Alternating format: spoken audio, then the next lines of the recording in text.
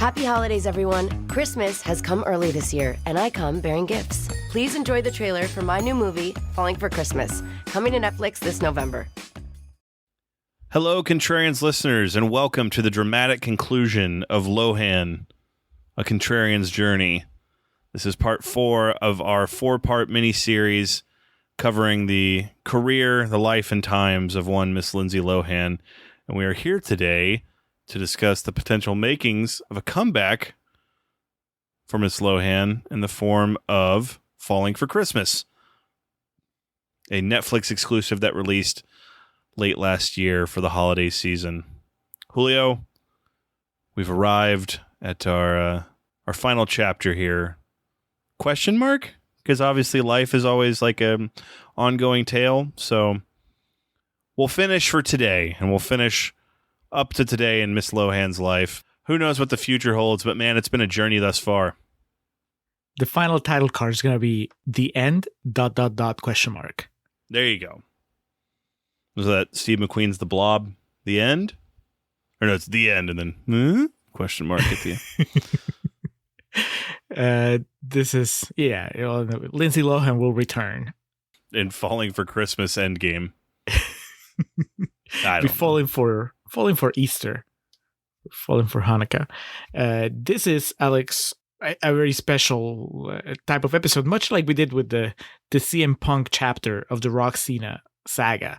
Mm-hmm. This is one that we're putting on both the Patreon channel and the main feed, so that everybody can just enjoy it. And then those of you who are not, who don't have access to the Patreon feed, maybe this will make you think, hey, I should drop $1 on the Patreon channel for the Contrarians and see what was I missing with this, with the previous 3 parts of the Lohan miniseries.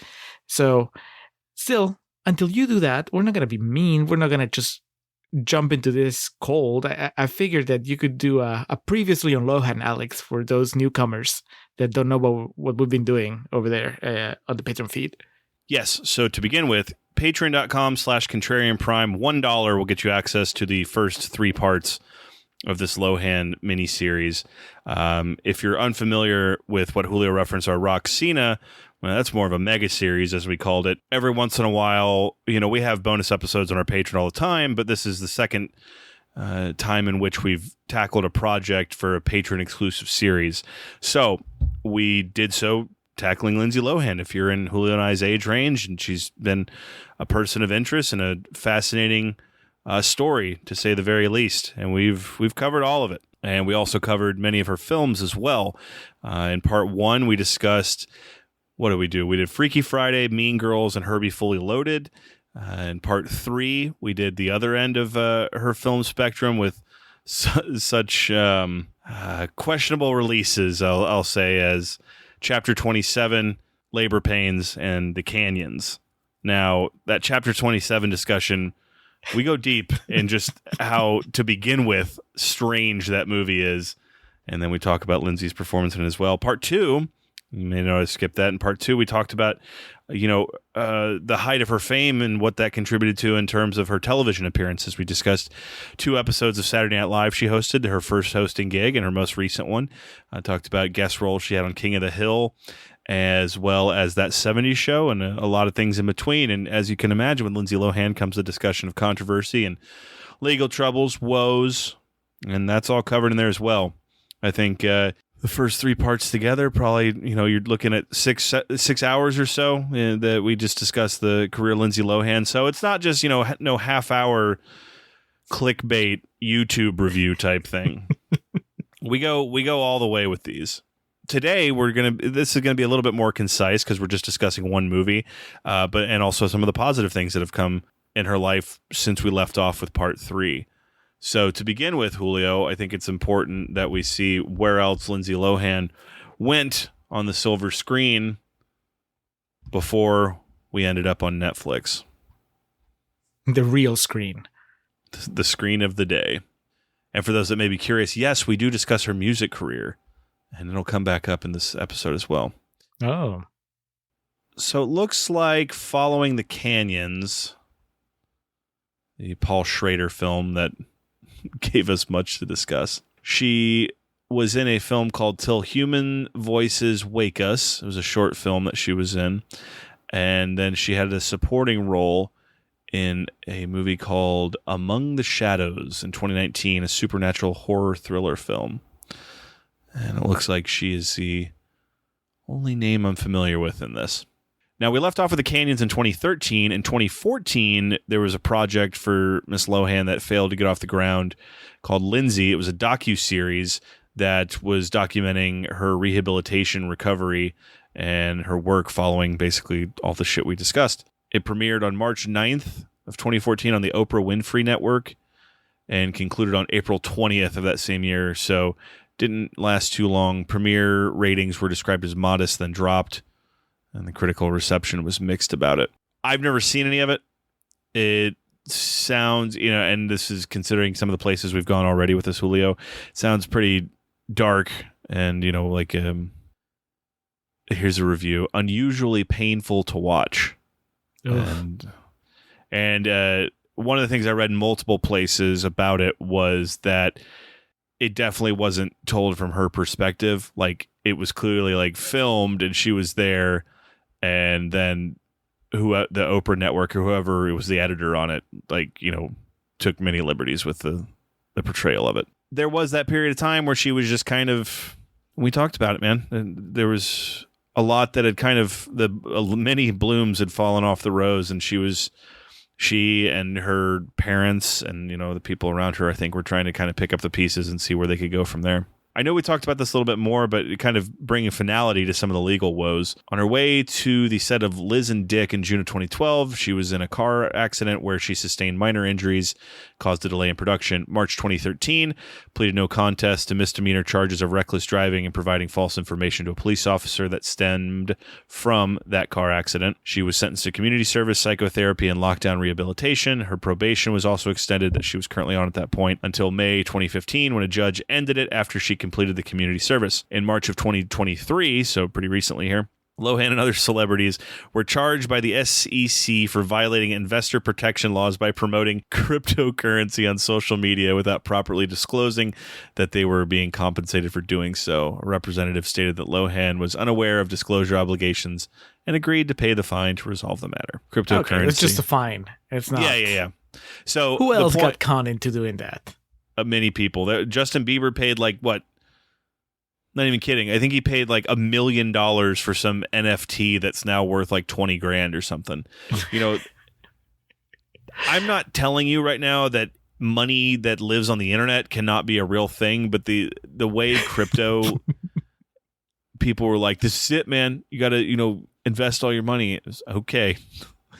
As any movie that portrays, or television show that portrays a dystopian future will tell you, the things that matter are pickup trucks, because those are the only cars that still run. and that cash is what's going to buy your way through shit.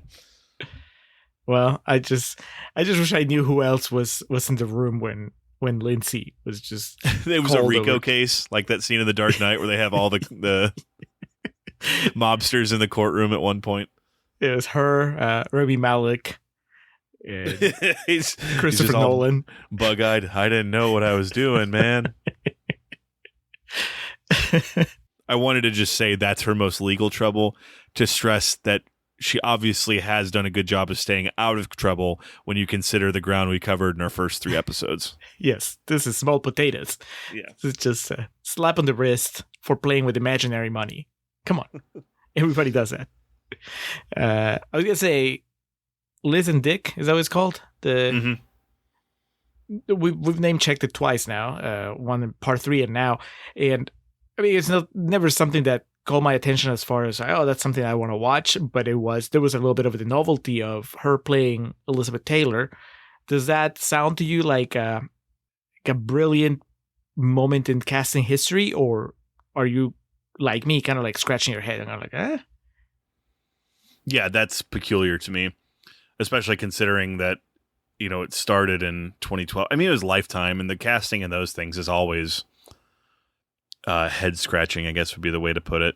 Just like Hayden Panettiere as Foxy Noxy? Yeah. That's more perplexing than this one. Good one, man. Because not only did man, we're not going to get started on that. If you're listening to this and you end up subscribing to the Patreon, which you need to, you absolutely should to check out the first 3 parts of this. Go listen to when I talked about the Made for Lifetime movie where Hayden Panettiere played Amanda Knox. That's in there too. So Liz and Dick, look, Lindsay Lohan obviously has money, has means and all that shit, but there is the vicious cycle that was perpetuated in, and I don't want to give too much away because I want to give you all a little bit of tantalization so you can head on over. But we cover all this in the first 3 parts. And it really seemed like she had to find work to do. And what we talk about in Labor Pains, it was very limited. You know, there was only so many studios that would fund or that could get insurance for anything that she was a part of. So while the casting may be quizzical to you or I, rightly, it's still just kind of like, this is what we have. This is, we don't have prime rib for dinner. You got your fucking banquet Salisbury steak, heat it up and eat it. Doesn't mean you can't enjoy it. Yeah. So Liz and Dick premiered on Lifetime at the end of 2012. 4th most watched movie that aired on the channel in 2012 behind Steel Magnolias, Drew Peterson Untouchable, and Abducted, the Carolina White story. Drew 1.3 million in adults 25 to 54 and 1.3 million in adults 18 to 49, with women making up a great majority of the viewers in both demos. Ratings were lower than expected, given the amount of press coverage it received. Variety described the ratings as a disappointment with all the pre-debut buzz of the project on social media. Who played Dick? James Marsden? He should have. Grant Bowler. There's your problem. That's where you done fucked up, man. I don't know. Yeah. I'm trying to see if there's anybody else. Creed Bratton's in it. That's the second Lindsay Lohan movie we've talked about that Creed Bratton's in. Jesus. Who made the call? Did she call him or did he call her? Hey, Lilo, let's talk. Let's talk Scratch, baby. Who was doing who a solid? On television, a lot of playing herself, and also she was out there still doing talk show circuit. She does have an appearance on Eastbound and Down that is phenomenal. She had a guest appearance on Two Broke Girls, which I know some people are big fans of that show, and then had a reoccurring role on a show called Sick Note. Looks like it's a show in the UK. And really, that was it. That's the extent of, projects that she had worked on. So that brings us to Falling for Christmas. And that brings us to an article I found on Fox News. Not that I frequent their website too often, but in my research for this, I found this article I wanted to read to kind of set the table for us. As I mentioned, that movie dropped on November 10th. This article was published on November 14th of 2022. And this was written by Ashley Hume. Lindsay Lohan's Hollywood comeback, a look back at her troubled life in the spotlight. The actress is starring in the recently released Netflix holiday movie Falling for Christmas, marking her first major production in over 10 years. Lindsay Lohan is making her Hollywood comeback. The 36-year-old actress stars in the recently released Netflix holiday movie Falling for Christmas, which marks her first major acting role in over a decade. Former child star Lohan was one of Tinseltown's reigning it girls in the early 2000s before her promising career was derailed by multiple box office flops and a string of highly publicized legal problems and substance abuse issues. Julio, I would say with what we've covered, it's way more the latter than the prior. I think some of those flops were caused by some of the negative publicity she was getting. Would you agree or disagree? I agree. Everybody has flops, and it's not that big of a deal. Okay, you want to hear about somebody who got derailed by flops? That was Travolta, and we've talked about Travolta on the show ad nauseum. He also didn't help himself with some of the things he did and said. Yes, but it was not like, Travolta had like a substance abuse problem, and that's what derailed his career. In the case of Lindsay Lohan, I mean, I think that drugs played a bigger role there, and cryptocurrency as well, apparently. Speaking of flops, man, I don't remember if this was actually on anything we recorded, but God, I'd look like an asshole now saying that I thought Oppenheimer was going to be Nolan's flop. Like, as excited as I was about it, I was like, subject material's not, universal appeal, man, and this Barbie movie's going to fuck it up, and it ends up, it was projected for $50 million domestically, and it did $80, so get him, Chris. And his then biggest opening for a non-Batman movie. I think that's what I read. Fucking bless. And then he had that interview over the weekend where he explained the importance of physical media. I was just like, man, I'll kiss you if I ever see you, Christopher Nolan. For me, my whole life, acting is like riding a bicycle. It's just in me, Lohan told The Hollywood Reporter last month. Doing films, playing a character, it brings me so much joy to be able to share a story with people, to take people on that journey with me is such a blessing. In Falling for Christmas, Lohan plays spoiled hotel heiress Sierra Belmont, who is left with amnesia after a skiing accident. She is taken in by kind-hearted widower and local lodge owner Jake Russell, parenthetically Glee star Chord Overstreet. This guy's name is Chord Overstreet. That sounds like Chord. Chord. I'm sorry. Until I hear it pronounced somewhere, it's going to be Chord. I hope it's Chord. In this movie, also, he looks like if Tim Heidecker got made up like a Disney prince. Like he's got the hair, and he's basically like Tim Heidecker with like a really good Instagram filter on. It's ridiculous. I wrote him down as Discount Carrie Elves on my notes. And his daughter, Avi Olivia Perez. In the days leading up to Christmas, Sierra finds herself falling in love with Jake and learning to embrace the simpler things in life. At a screening for the film, November 9th, Lohan made her red carpet debut with her husband, Badr Shamus. The pair were first romantically linked in February 2020 when they were pictured together at a music festival in Dubai. Lohan announced she was engaged to the financier in November 2021. She revealed the two had secretly tied the knot when she referred to Shamus as her husband in a July Instagram post. Lohan gushed over her marriage with Shamus in a recent interview with Good Morning America. It's amazing, she said. I'm really lucky. I found my partner, and he's an amazing man, and we're a great team. He's a good-looking cat. Lohan hesitated when pressed to share further details about Shamus, but she did add, he's the best. I love him so much. Since moving to Dubai in 2014, Lohan has opted for a quiet life out of the spotlight, a dramatic departure from the microscope she lived under at the height of her career. The New York native made her career breakthrough at the age of 12 when she beat out 4,000 other young girls for the roles of twins Haley Parker and Annie James in the 1998 Disney movie The Parent Trap. The movie also starred Dennis Quaid and the late Natasha Richardson. A box office hit, the film was also met with critical acclaim, with Lohan in particular earning high praise for her performance. After The Parent Trap, Lohan landed leading roles in two major Disney releases, 2003's Freaky Friday, which she starred opposite Jamie Lee Curtis, who played her mother, and 2004's Confession of a Teenage Drama Queen. In 2004, Lohan became the youngest person to ever host the MTV Movie Awards. What a prestigious thing that was back in those days. Back when those awards mattered. God damn right. And also won a Golden Popcorn for her performance in Freaky Friday. However, it was Lohan's role as the naive transfer student Katie Heron in the hit 2004 comedy Mean Girls that made her a household name. Lohan's performance earned rave reviews from critics, and she was declared one of Hollywood's brightest rising stars. I would watch Lindsay to learn what it is to be a film actor, Mean Girls screenwriter Tina Fey told People magazine. Later that year, Lohan launched her singing career after scoring a record deal with Casablanca Records and released her debut album, Speak. Please see episode 2, I believe. Mm-hmm. But with Lohan's suddenly immense fame came intense media scrutiny. She made headlines over a public, years-long feud with Hilary Duff after she and the Lizzie McGuire star were in a love triangle with Aaron Carter in the early 2000s. On her 18th birthday, Lohan revealed she was dating that 70s show star Wilder Valderrama, who was 7 years her senior. Their romance was heavily covered in gossip magazines until they called it quits 4 months later. Also detailed in episode 2. After moving to LA full-time in 2004, Lohan began to get a reputation for being a party girl. By 2005, Lohan had become a favorite target of the paparazzi, who relentlessly trailed the teen actress as she hopped from club to club and stayed out until the early hours of the morning.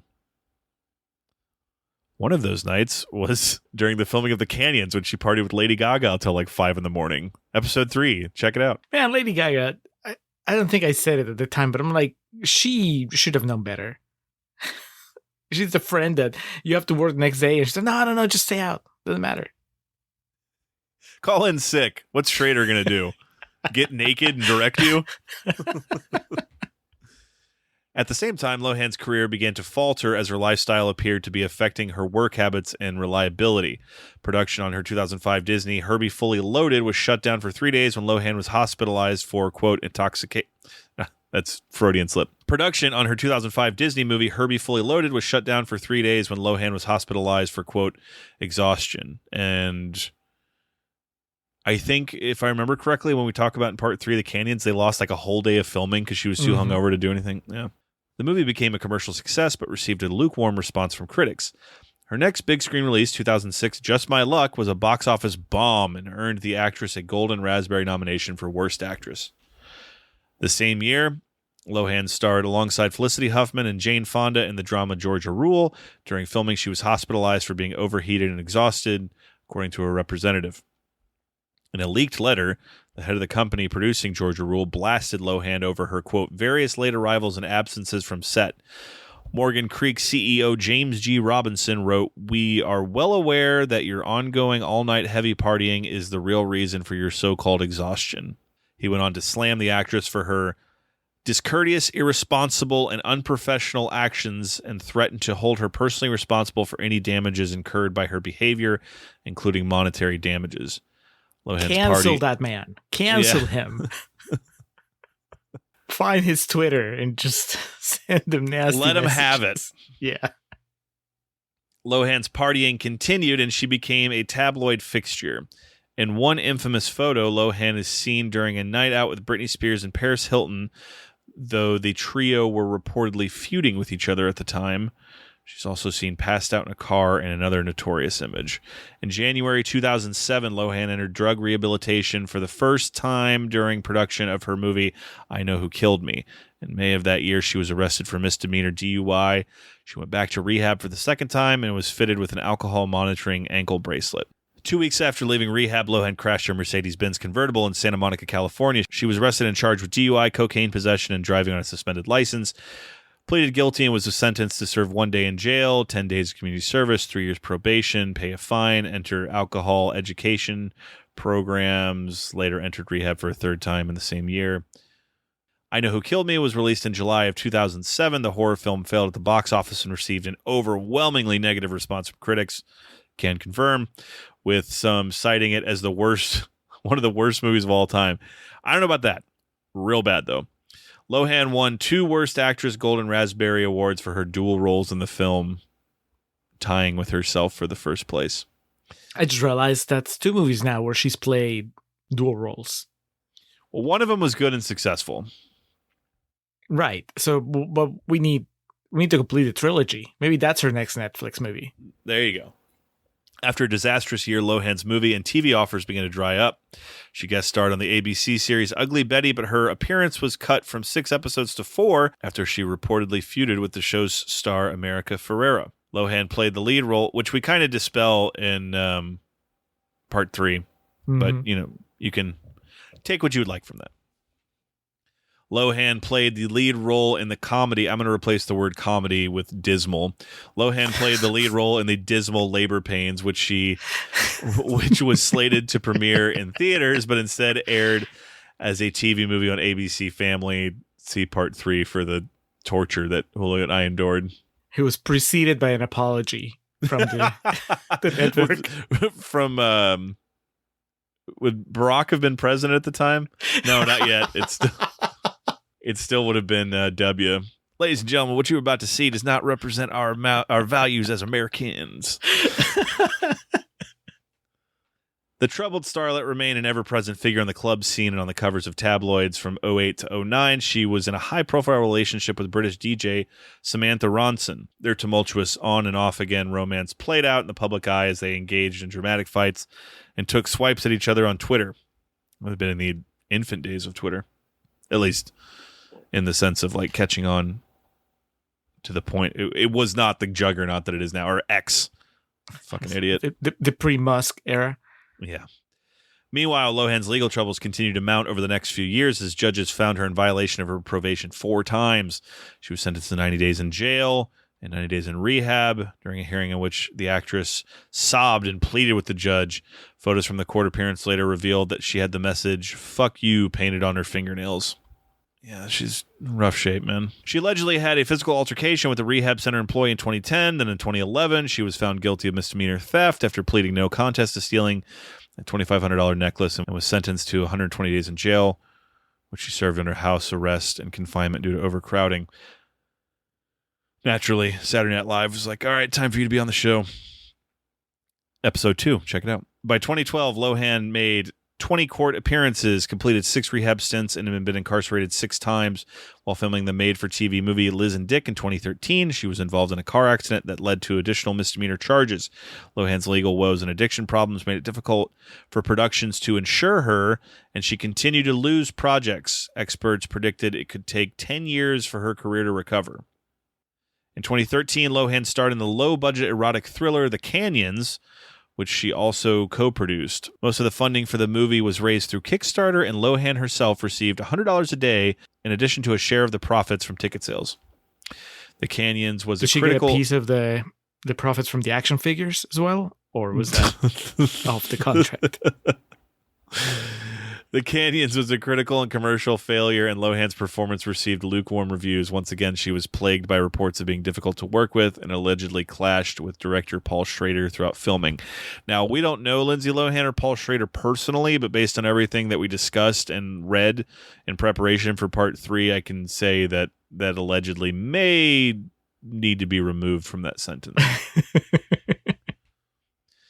It would be the actress's last appearance on the big screen for years. In 2014, she was featured in an 8-part docuseries titled Lindsay, which aired on Oprah Winfrey's OWN network. The show followed Lohan as she moved to New York following a stay in rehab and tried to rebuild her life and career. Later that year, Lohan made her stage debut in a London West End production of David Mamet's play Speed the Plow. Her performance was met with mixed reviews, and she later defended herself after forgetting her lines. Oh, that's rough, man. Not everybody can do stage like that. Right? She could have been like sober and not had any issues and still could have had a bad Broadway experience. It's a much different beast. Is Speed the Plow the one where Jeremy Piven dropped out because he said he got mercury poisoning from eating too much sushi? Do you ever hear that story? I'm not making it up. I know it was a David Mamet play, and Jeremy Piven was part of the cast. Playbill.com, December 17th, 2008. Jeremy Piven abruptly departs Broadway's Speed the Plow. There you go. Citing high levels of mercury. Oh, okay. Can't believe I know this shit. Hey, man.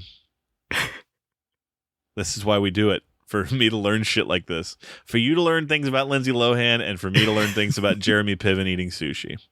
Coming next fall. Piven, a contrarian's journey. In 2014, Lohan left the United States and relocated full-time to Dubai. She turned her focus to entrepreneurship and opened 3 beach clubs in Greece between 2016 and 2018. In 2019, she starred in the MTV reality series Lindsay Lohan's Beach Club. I didn't know MTV still showed anything except ridiculousness. She told Emirates Women in 2018 that moving to Dubai afforded her a fresh start. Lohan told the outlet that she rejected the party girl label. What does that even mean, she asked. I get so uncomfortable with that word party.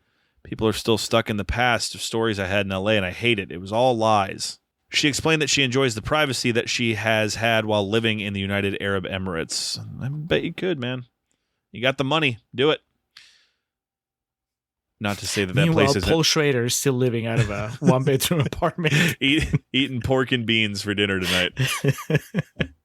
I moved here for that purpose. I don't have to be publicly seen all the time or discuss what I'm doing, she said. I get more work done because I don't have the scrutiny and fixation on what I'm doing every second. I work all the time. My mind never stops. She also began to work in television again, landing a reoccurring role in the 2nd season of the British comedy series Sick Note, and appearing as a panelist on the Australian version of The Masked Singer. In 2019, Lohan re-signed with Casablanca Records and released Back to Me, her first single in 12 years, in April of 2020. However, talk of a serious acting comeback for Lohan began in May of 2021 when Netflix announced she was starring in Falling for Christmas.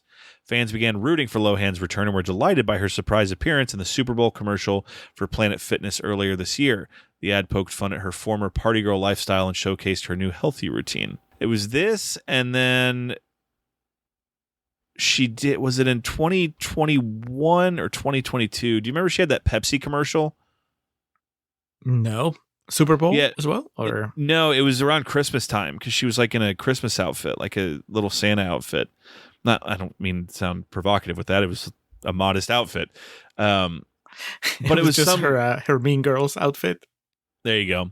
It was like an ad like for Christmas where you could mix milk and Pepsi.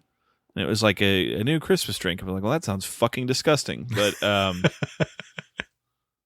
that is, Dave Attell has that joke about sometimes just two great things don't mix. He's like cotton candy and Scotch whiskey. It's like it'll smell like clown fucking in the room, but he's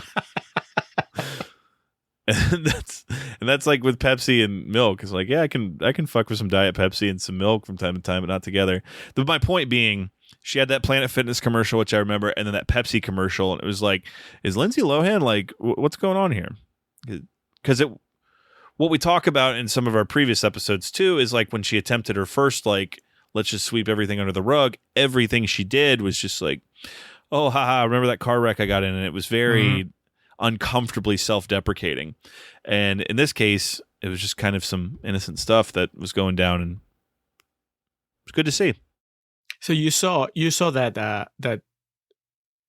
Planet Fitness commercial as it aired, I imagine, because you're a Super Bowl enthusiast. I like football. Yes, Julio, that would be accurate. So do you remember? Did that just, or did you catch it later at the, when you were looking up the commercials on the internet? That's when the Bengals were in the Super Bowl, so I think I was praying, like I was on my knees praying during every commercial break and not really paying attention. I don't appreciate you bringing that up too. It's too soon. I'm sorry. It's new season. It is a difficult journey. Lohan's and ours. New season starts soon. Burrow's going to take us to the promised land. It's going to be all right. In March, Netflix announced it had signed another deal with Lohan, which will see her star in 2 additional movies for the streaming platform. We're so happy with our collaboration with Lindsay to date, and we're thrilled to continue our partnership with her. Netflix director of independent film Christina Rogers said in a statement. We look forward to bringing more of her films to our members around the world. Our members, go fuck yourself. It's an exclusive club, Alex. Lohan's former co-stars have also shown their support for her comeback. On Thursday, Jamie Lee Curtis shared the movie poster for Falling for Christmas on her Instagram, writing, "My little girl is all grown up." Aww. I know. The movie also pays homage to Mean Girls with a scene in which Lohan sings Jingle Bell Rock. The scene was a callback to Lohan's famous dance scene in which she and the Plastics dance to the Christmas classic at the Winter Talent Show. Do you think, Alex, and I know we're not quite talking about the movie yet, but do you think there's a chance that a single person watched that scene and not thought of Mean Girls? Like, is there somebody in the world that didn't get it? Considering I think this movie is like designed for your chain smoking grandma who probably doesn't know too much about like pop culture elsewhere, I think it's possible. Well, so Julio, that segues into my other point here as we get into Falling for Christmas. The closing credits. Did you watch the credits with like the blooper reel? Yes. Yeah, I did. It took me a moment. Did you catch that Jingle Bell Rock was playing over the credits? I probably did at the time. It's been about a week since I watched the movie. Okay. Well, I'll just let you know that Jingle Bell Rock did play over the closing credits in the blooper reel, and it was Lindsay Lohan that sung it. She got in the studio and did a version of it for the movie. Nice. All in. Yeah, kind of like a full circle thing that I appreciate. So, again, I'm not going to stand by Fox News as a reputed outlet or something that anyone should take seriously, but I enjoyed that article and thought it did a very good job of bringing us up to date here. So, to close out Lohan and what could hopefully be, something... I don't need a comeback. I mean, it'd be really cool if Lindsay Lohan made, some big fucking movie again, or got a role with I don't know, the Safdie brothers, where she does something like kind of groundbreaking or like crazy. Chapter 28. But more importantly, it's just, I don't know her. So I don't know what she wants. But the idea of like vindication or bringing things full circle, one of the things that you'll find in our first 3 parts of this is the discussion of just like, you can't be 17 years old and have access to anything in the world that you want. And the excess and the trappings of fame are all available to you. And you're really good looking and you're quick-witted, but you also have people around you that don't have your best interests in mind. Everything about her was a recipe for disaster. And it's not exclusive to Lindsay Lohan. There have been plenty of cases of child actors and people that got into this too young. And because your brain's not supposed to, I mean, if you're 40 and you get that level of success, your brain's, most people aren't wired for that. So one of the things we talked about throughout this is that. And so the idea that she could potentially come back and, you know, end things on her terms and on a good note, and we're not talking about some groundbreaking film, but just the idea that she could come back and potentially do this the way she wants to.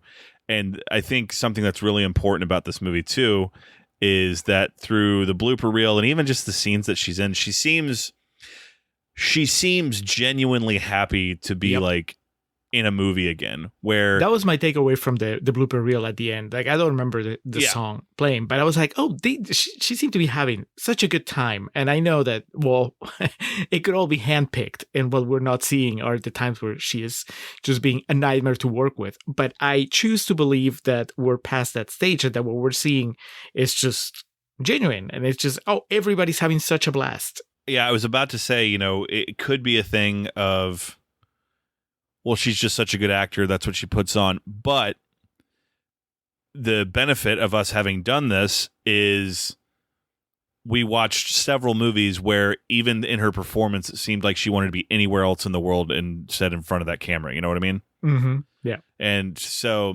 seeing her here, not going to lie to you, this movie, again, is extremely whatever, but this is kind of ending on a happier note than even I was anticipating. So I think that article sets the stage. Falling for Christmas. We end Lohan, the Contrarians journey here with a Christmas in July. Julio, I'm not going to lie to you. It really made me want it to be Christmas. Like everyone was like in their, me like, too. you know, their warm clothes. And dude, it's the best, man. The food. Is it your favorite holiday? Have we talked about this?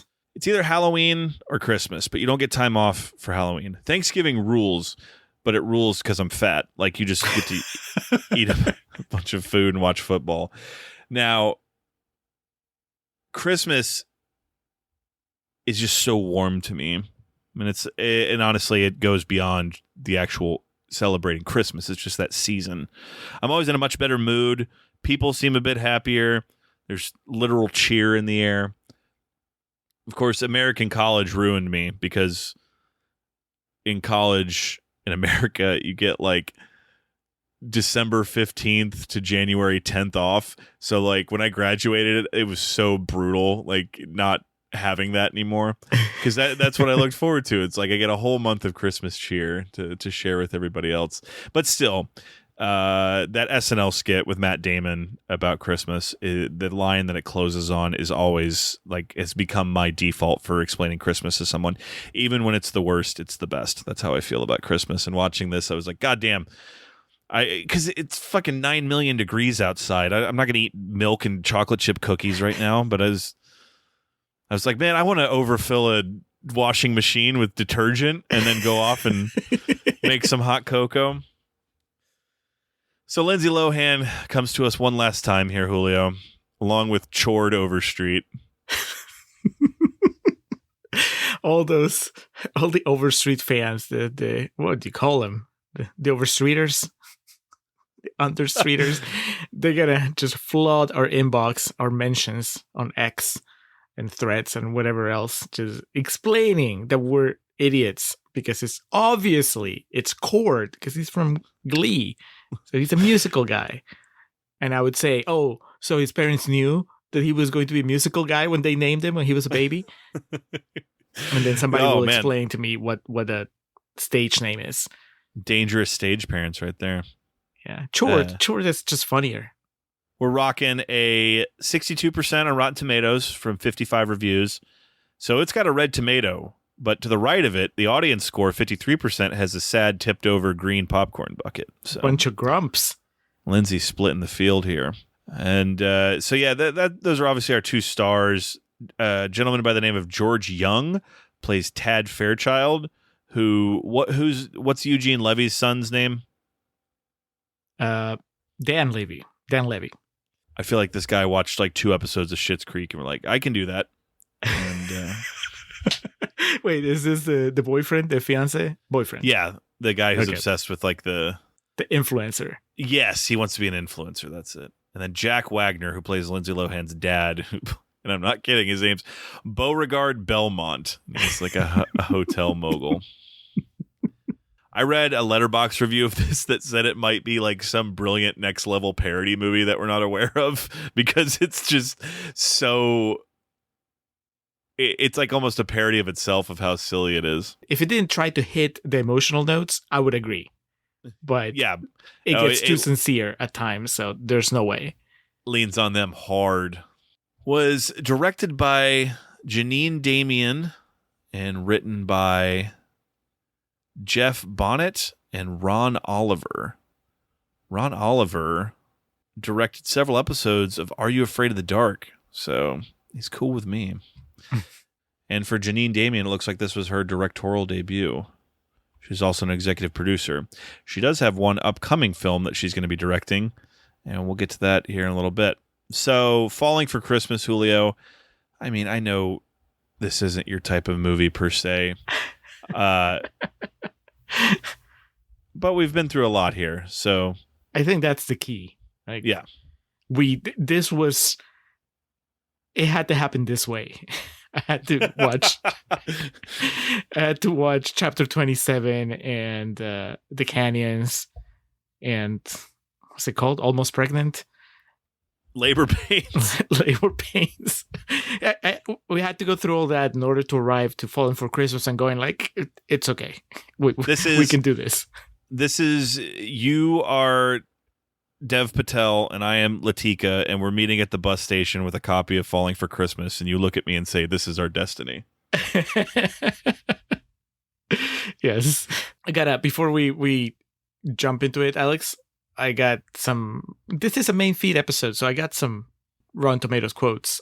Oh, excellent.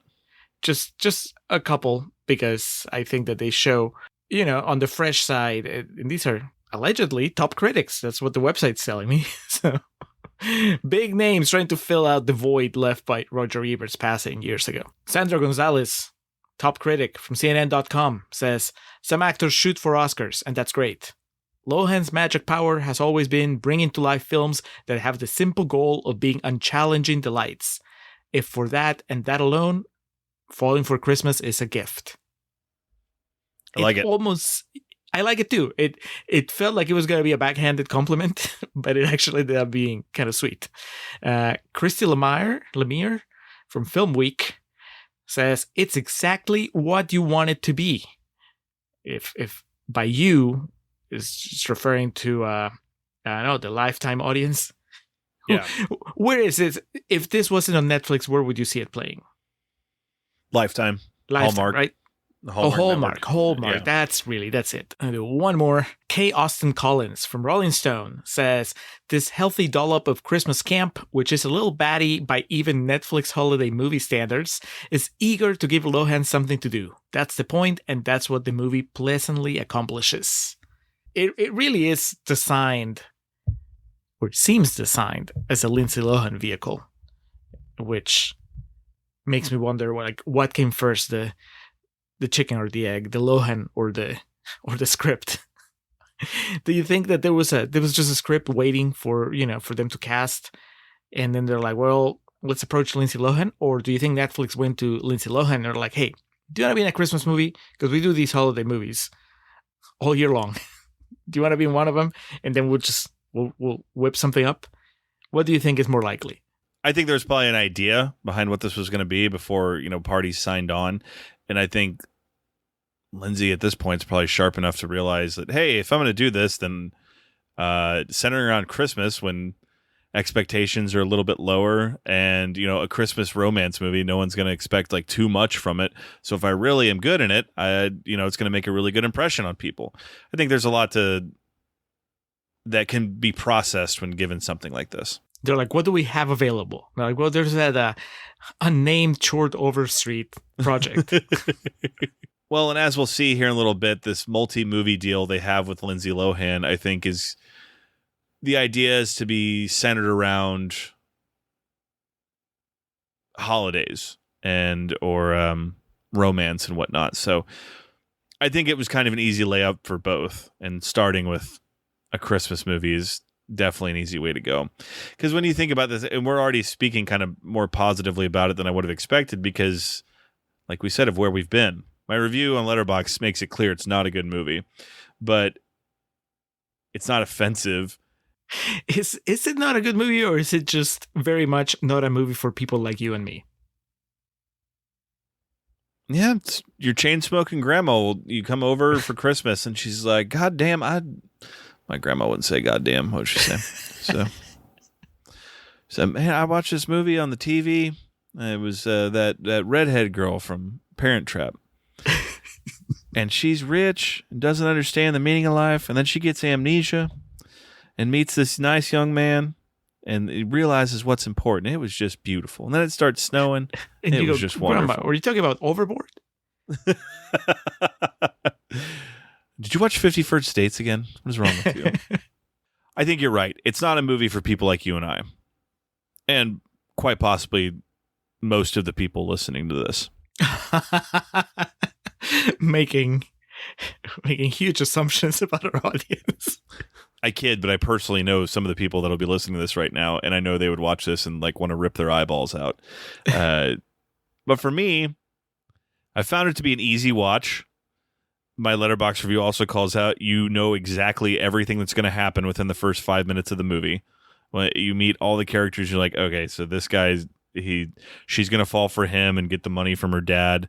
Yeah, the amnesia thing's kind of a fucking hard left, but it's man, when she was hot, like before all that shit went bad in like 2007, you gave her a Christmas movie like this in like 2005 or 2006.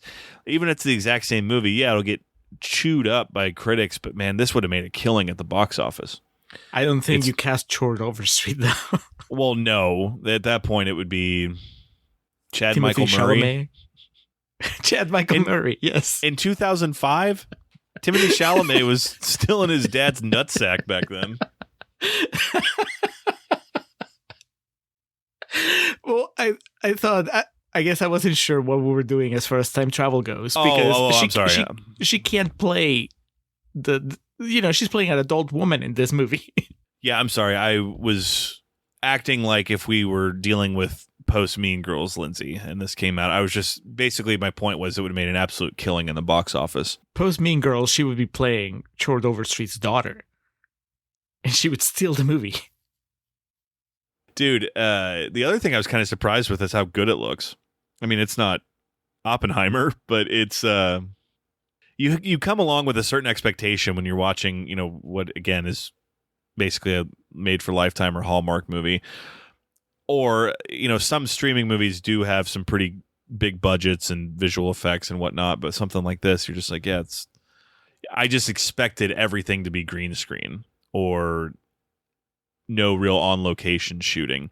But there's a lot of actual sets and on-location shooting. I mean, yeah, they're on the mountain, and it's obviously like green screen shit, but they did build the little village that Overstreet's in is, and yeah, that's... good one. So, yes, hit us with the plot, as it were, and yes, it is the plot of Overboard, just Christmased up, but still. A young, newly engaged heiress has a skiing accident in the days before Christmas. After she is diagnosed with amnesia, she finds herself in the care of a handsome cabin owner and his daughter. So Chord here owns like a lodge. Mm-hmm. Wherever they are, Christmas Town, USA or whatever. Aspen. They're in Aspen. her dad owns like this big luxurious ski resort, and Chord's running the mom and pop shop that's close to going out of business, and he's trying to find a way to save it. And Sierra, Lindsay Lohan, her dad's going to give her a job as vice president of atmosphere, which I texted Julio. I was like, what the fuck is that? And he tremendously responded, definitely a white person job. I thought that was just on the fucking money. She gets in her act and she's dating this just dickhead, social media obsessed goon who is all wrong for her. And then he proposes to her just for like status. And during this, she falls off the side of a mountain, hits her head, gets amnesia. She's rushed to the hospital, but she's very difficult to deal with. So she's discharged into the arms of Jake Chord, as he can take care of her. And she begins helping him out at the resort and, trying to get her memory back along the way. And somewhere throughout this tale, they fall for each other. And they hit the speed bumps of her dad and her fiance finding her, but she's able to move past that and over that and finds herself back with Jake, the one she loves, and they celebrate Christmas together. And now I guess she has a daughter because he comes with some baggage. Yes, he's a widower, and he's a widower that's about to go broke.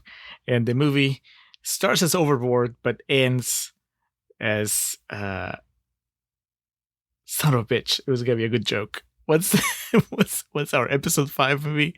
The Christmas classic. Family Stone? No. Before Family Stone, it was. It's a Wonderful Life. Yeah. It starts as Overboard, but then it takes a surprising turn towards the end into It's a Wonderful Life territory. As Chord receives donations from all over town to keep the lodge alive. You're a good man, Chord Overstreet. God, that'd be awesome if we had like a Potter style character in this. You're telling me she has amnesia? Nobody. There's no evil. Makes her character. late on payments? There's no real villain here, right? Everybody is kind of. They have their gruff, bad sides. Like, the dad doesn't want to give Chord the money or invest in his lodge, and so you think, oh, he's the bad guy. But then there's that no, he's actually. He just doesn't think it's a solid business plan, but overall, he seems to care about his daughter. And then when he finds out that she's been spending time at the lodge, it's not like he's horrified that she was slumming it with the lower class. And then the boyfriend / fiance, he is insufferable, but they make it to where he never crosses a line where you would hate him, right? Mm-hmm. The only reason that he's an antagonist is because, in theory, you should be wanting Lindsay and Chord to get together, and so this guy is obviously an obstacle. But I had very, very slight vibes of Forgetting Sarah Marshall, in the sense that you have the boyfriend that's kind of an asshole, but in a different universe. He becomes a breakout performance in the movie. That's not what happens with this guy, whatever his name is, that's playing the boyfriend. But you can see that he's trying, right? Like, they gave him the role of the guy that we're going to root against. And he goes, okay, but I'm going to try so hard to be funny and be memorable every time I show up on screen. And every time he showed up in the story, I was like, oh, we're still checking in on him? Because they got to write him out. Like, she has they have to write him out because he's the only other person that knows what happened to her. So she has the accident, and they make him have also an accident and just get stranded in the mountains for the duration of the movie until he comes back in the third act to complicate things. But I just thought that he was going to be gone and then he was going to show up at the end. But no, we keep checking on him, and he becomes friends with some dude that lives out there in the mountains, and he has his own sort of spiritual awakening. Did you get the feeling they were trying to get something, make this guy happen? I don't think it worked, at least not for me. But did you find this a standout performance? No, it kept going back to it, and I was just like, oh my god, who cares? But that's just me, man. Maybe it worked for somebody else. Maybe we're too old to appreciate the humor of seeing an influencer Oh yeah, George Young is just his comedy washes over us. Yeah, we're not hip enough. Well, do you find him more charismatic than Chord? Man, old Chord. I don't really know what he has to work with. Kurt Russell, he is not. He's not No. even Eugenio Derbez, who was in that remake of Overboard. Did you know that they make an Overboard remake where they gender flipped? So the guy is the one that gets amnesia, and Anna Faris is the woman. I feel like you might have told me about that. Yeah, I guess I mean, I've watched it twice.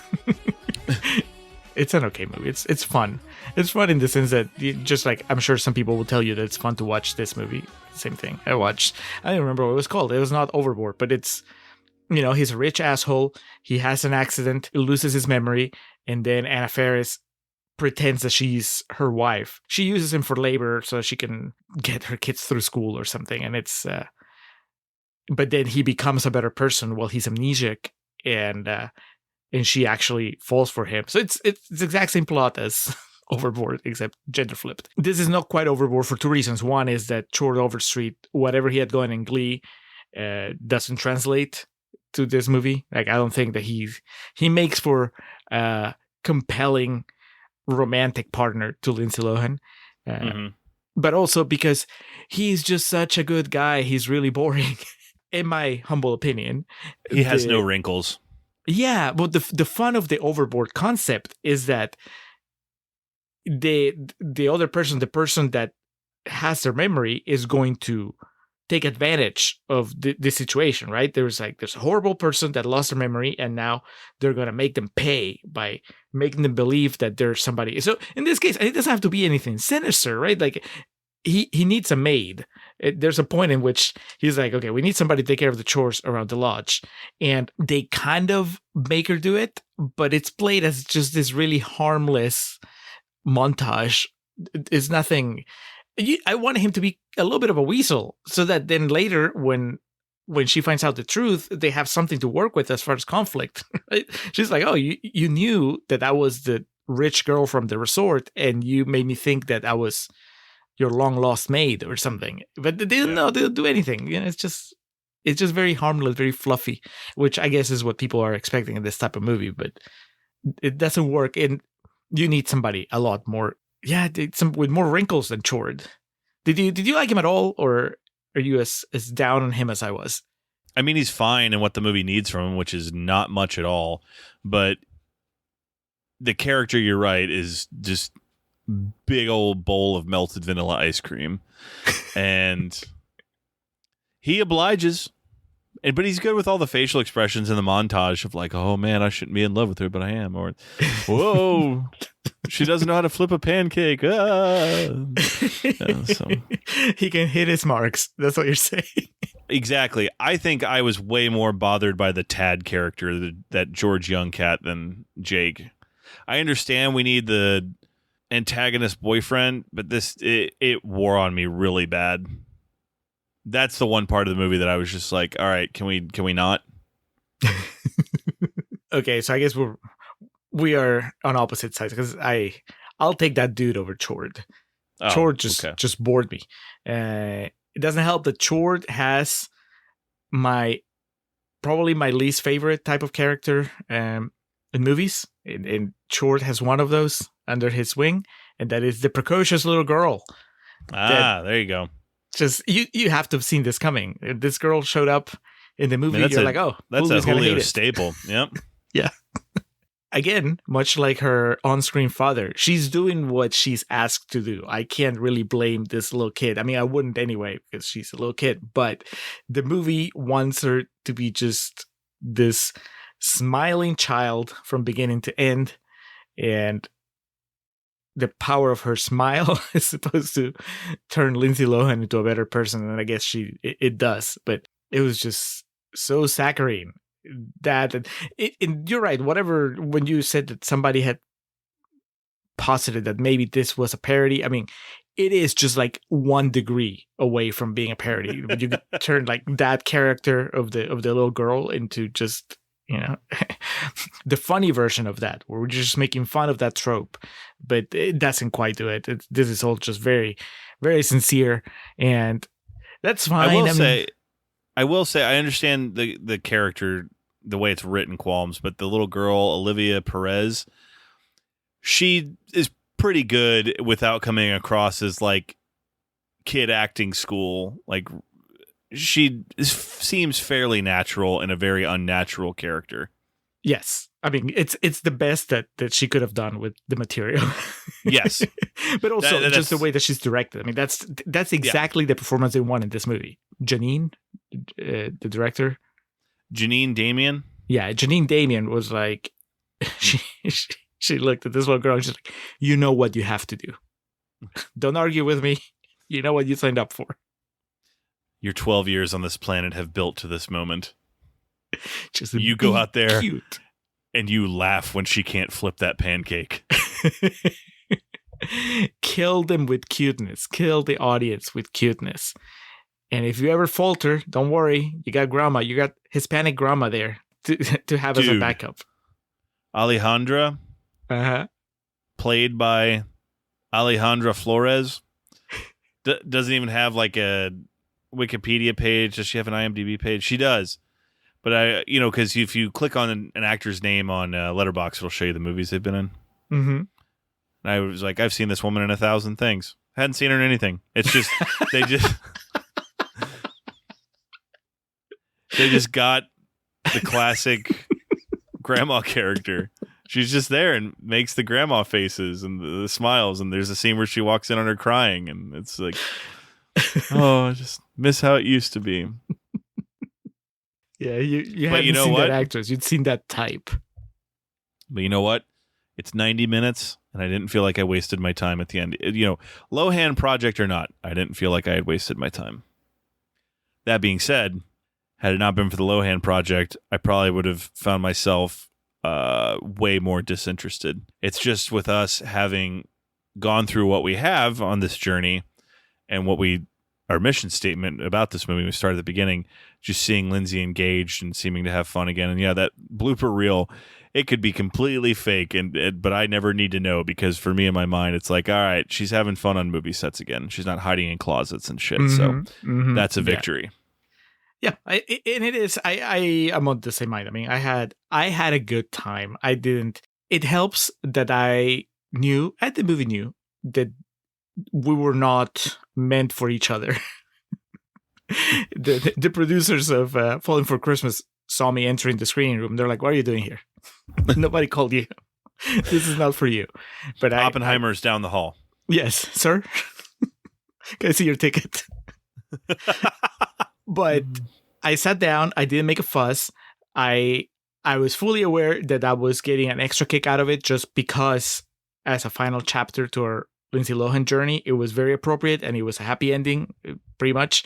And I was off the hook because, again, this was not meant for me, and it wasn't trying to be meant for me. This was not a movie that I was ever going to push play on, and this was not a movie that was trying to win me over. This movie knew exactly what it wanted to be. It knew what it was there for, and as a movie that I could see playing in the background on Christmas, it's like, it does the job. It has the Christmas spirit, the Christmas message. It has a very charismatic actress at the center of it, and then, varying degrees of support around her. But Lindsay Lohan is enough to just carry it through. She gets to do more in this than in some of the movies that we reviewed in previous chapters, which is good. They give her a little bit of pratfalls. She gets a couple of emotional scenes. She gets a couple of quippy scenes. As a Lohan fan, I mean, this is good. It's okay as it is not your type of movie. I'm not gonna say you should watch it for Lindsay Lohan, but if you're a Lindsay Lohan fan, I would be like, oh yeah, you probably have a good time watching Falling for Christmas. It's completely unremarkable, except for the fact that it brought Lindsay Lohan back, and that's a good thing. Mm-hmm. Now, did you have a strong reaction to the Jingle Bell Rock moment? Did you point at the screen, or did you roll your eyes? A little bit of both. It was It was Carey Mulligan in Llewyn Davis when Llewyn tells her that he loves her, and she does that. Her face where she's like clearly like flattered and taken aback by it, but then rolls her eyes and goes, "Come on." That's how I felt watching that. It was fun. It was nice. It was a treat, like most of this movie was. Julio, we're near the finish line here. Before we bring it home, though, we're first going to go to RogerEbert.com. Mariah E. Gates on November 10th of 2022. The review for Falling for Christmas. 2.5 stars. Every year, as we turn back our clocks and wood smoke fills the crisp air, Christmas movies begin to fill the airwaves. While Hallmark started their barrage of cinematic holiday treats as early as October this year, that is fucking sacrilegious. I've gone on about that before. November 1st, you can start Christmas stuff, but not a second before. Netflix waited until November to begin their annual slate of romantic snow-filled sleigh rides. Leading the way is Falling for Christmas, featuring the return of Lindsay Lohan in her first lead role since Paul Schrader's The Canyons nearly a decade ago. The directorial debut of co-writer Janine Damian, whose filmography includes writing and producing a half-dozen holiday films, is generic yet charming, following the well-worn template of city girl finding love and simpler life in the country.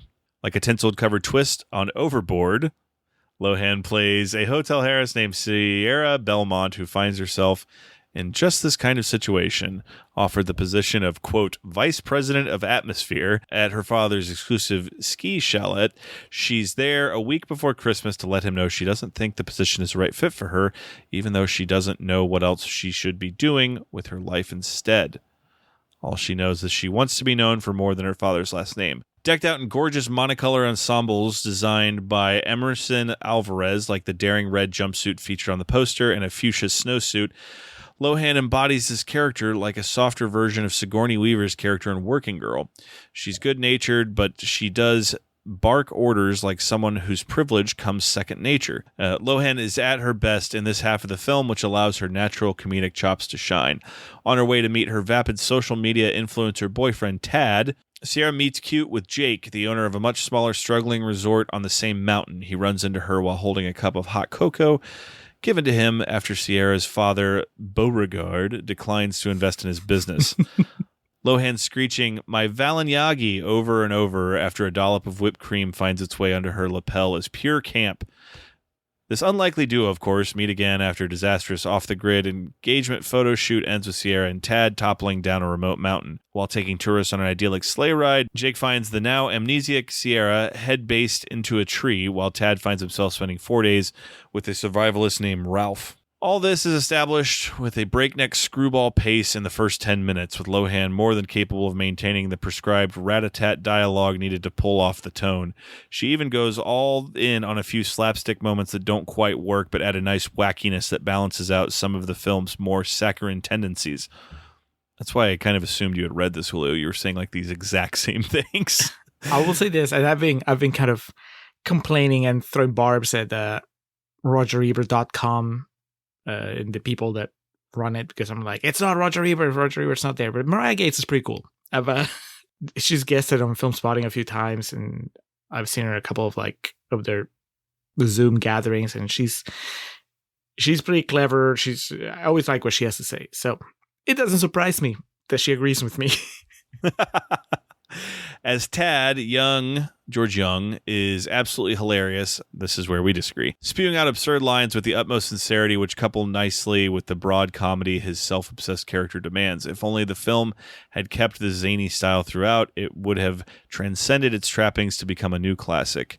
The film clearly knows Christmas movies past, with homages to films like Christmas in Connecticut and It's a Wonderful Life peppered throughout. However, unlike those classics, Falling for Christmas's romance plot is woefully uninteresting. Jake is a widower whose overly precocious daughter, Avi, has made a wish that Jake will find love. A mischievous-looking Santa selling roasted chestnuts appear to magically bring Sierra, in her amnesic state, calls Sarah into Jake's life. As he teaches her that there is something special about the simple things, she helps him open up to love again. Cue the syrupy music. so it'd all be fine if Glee alum Overstreet's Jake had any kind of pizzazz. Lohan is game, clearly having a blast surrounded by all of the holly and ivy and whimsical Christmas magic, yet Overstreet is stuck in the bland nice guy with all his edges neatly sanded off. His supposed long-standing grief over his deceased wife barely registers belong a shallow glint in his eyes. Even Chase Ramsey in a few brief scenes as Sierra's new assistant Terry has more chemistry with Lohan than her leading man. Okay, that guy I didn't like. No. Yeah. It's funny because he's probably the most problematic part of the movie is he's involved in. Oh yeah, the ending. I don't want to give it away just in case anyone listening to this is going to like dog ear this for Christmas. If you do, please circle back with us after you do to see if let's compare notes. Yeah, but that guy has like 5 minutes of screen time, I think, and he was pretty insufferable. He was fucking poor man's Logan St. Bogan from Wet Hot American Summer. I can't remember that actor's name, but that's all I kept thinking. Still, Overstreet's drabness aside, there is a warmth to this film that is hard to resist. While veritable Christmas classics are like antique glass ornaments passed down from generation to generation and placed every year with care on the family tree, the television Christmas movie complex tends to pump out movies that are more like disposable tissue paper, good for one use only. Falling for Christmas lands somewhere in the middle of this scale. It's more like a reusable ribbon bow. It's not great, it's nothing special, but you can keep it year after year and place it on a present as long as you have Scotch tape or Lohan's irresistible charm to hold it together. And as far as those kinds of semi-disposable holiday films go, Netflix has been producing some of the better ones. Films like Mary Lambert's Scotland Set A Castle for Christmas, starring Brooke Shields and Carrie Ells, which per the Netflix Christmas universe rule that states a movie from the previous year is featured on a TV screen in the latest installment is shown briefly when Sierra first wakes up at Jake's resort. Both films are elevated by the star power of their leads and their director's clear love of Christmas traditions and aesthetics. Fans of Lohan or Anne Breezy holiday films will surely find something to love here, but those whose tolerance for this kind of treacle is low at best should probably sit this one out. You know, some of the qualms about the actual acting and some of the plot devices in the movie aside, I feel that pretty much encapsulates what we've been talking about. Yeah, I'm glad to hear that Mariah Gates enjoyed it, or at least knew how to enjoy it.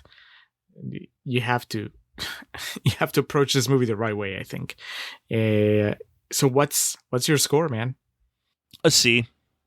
I gave it a 1.5 stars on Letterboxd. I think I'm going to bump that up to 2 just after this discussion we had. A C. It's those Christmas analogies she made at the end I fucking loved, but I agree with that. It's, man, this would be, you know, when Christmas comes this year and we're cooking all day, this can be a background movie. Or it's not Family Stone or, you know, Black Christmas, the OG. It's not one of these movies that I'm like, most I have definitely to sit down. not Black Christmas. It's not a Christmas movie I have to sit down and make sure that I watch cover to cover. But it's one that I'd have no qualms about throwing on in the background because if nothing else, you could have it on mute, but it still helps set the mood because it's just so goddamn Christmassy. Mm-hmm. As I said earlier in this episode, we're ending on a more positive note than I actually expected to because of not that this was a blowaway movie, but it was just like what was needed after all the things we've been through with Lindsay Lohan's career, and especially coming off the Canyons and how like just dark and nasty that movie is, and to know like the kind of despair she was in personally at the time. To see this where she's moved, she's got a husband, she just had a kid. Obviously she didn't have the kid when this was made, but she's a mom now. That's fucking cool. And this is just the right level of sugary for what we need to end this on.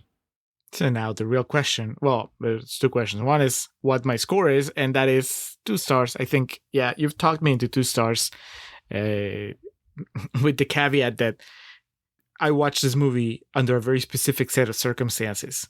Yes. And if I hadn't watched the previous movies leading to this, maybe I would have just reacted more harshly, or like I said, there's no way I would have just sat to watch a Christmas movie from Netflix starring some dude from Glee and Lindsay Lohan until, you know, we started this project, and then that seemed the only possible destination. But yeah, 2 stars.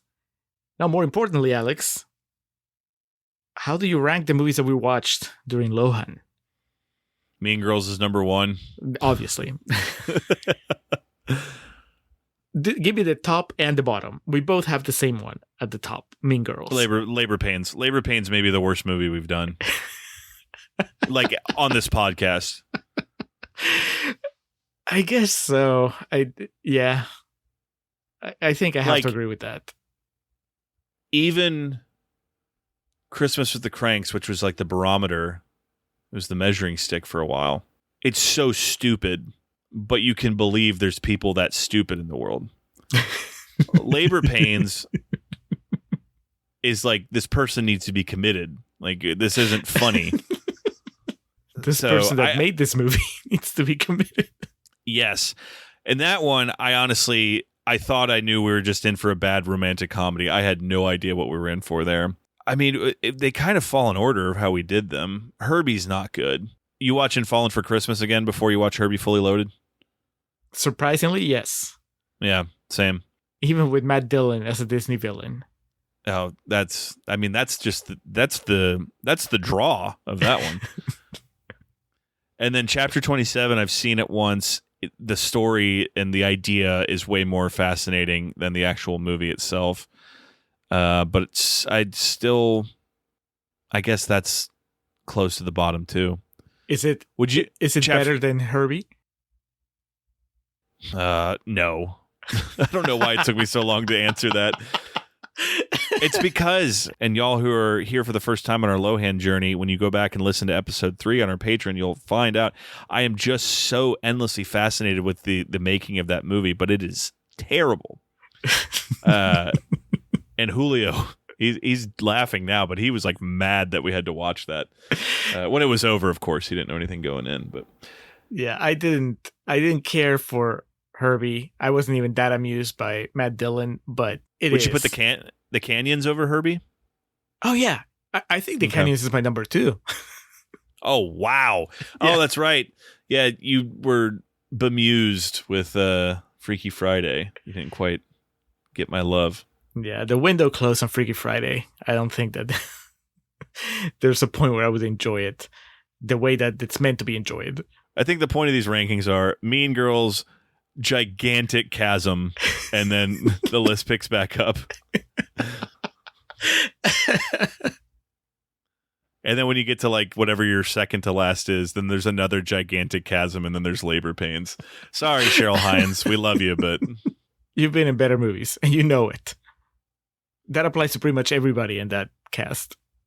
It is the workings of a comeback. As we mentioned, she last week, actually, at the time of recording, had a baby boy.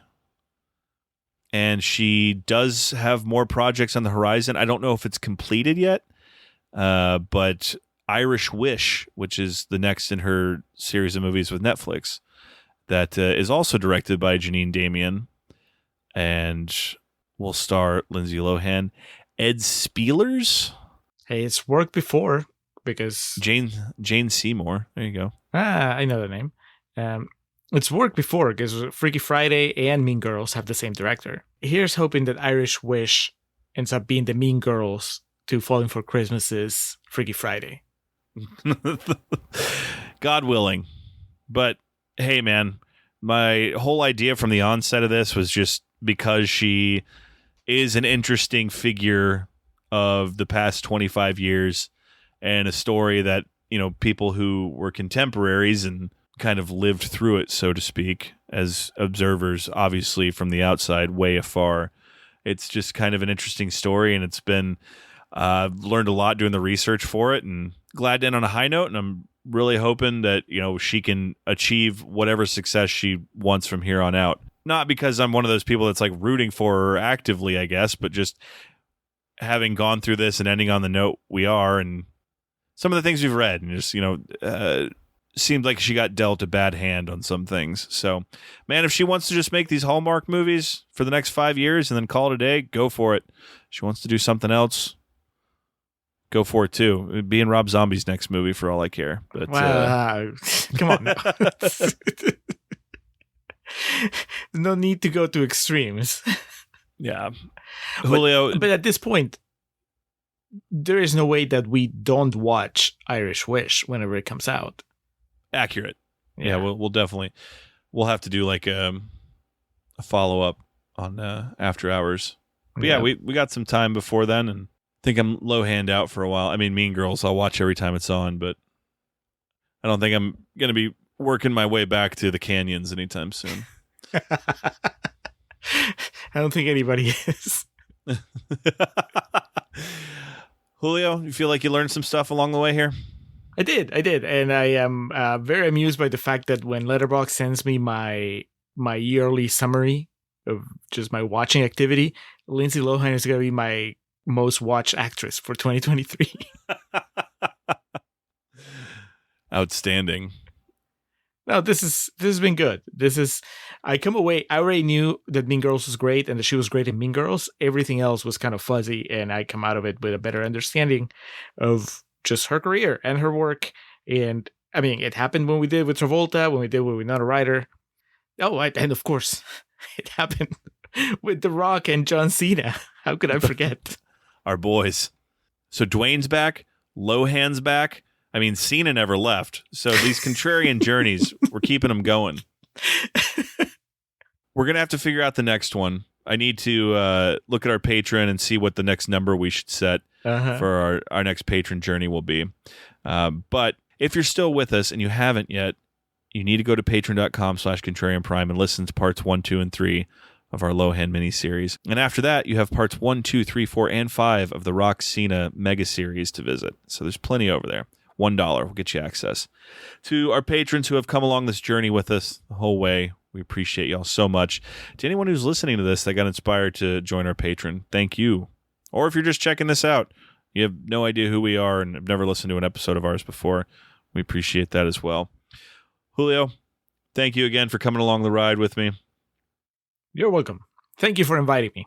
Because, as I've said several times throughout this miniseries, I don't know that I would have gone on it on my own. So, but it was very rewarding. So, as always, we'll do this together, brother. That's right. All right. Well, listeners, you'll catch in the bumper where to find us. And we hope to catch y'all next time. And before too long here, we'll catch y'all back on Patreon with another exclusive series. But in the meantime, take care. God bless. Go, Lindsay. Go, Lohan. That summer of 1990.